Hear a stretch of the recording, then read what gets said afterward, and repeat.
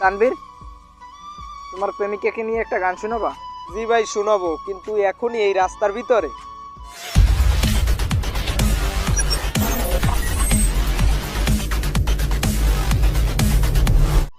রাস্তায় তাতে কি হয়েছে? তুমি তো সবসময় গাও, তোমার এক্সপিরিয়েন্স আছে, তুমি শিল্পী মানুষ, তুমি তো যে কোনো জায়গায় বসে গান করতে পারো, তাই না? শোনাও, সমস্যা কি? ঠিক আছে, শোনাইতেছি।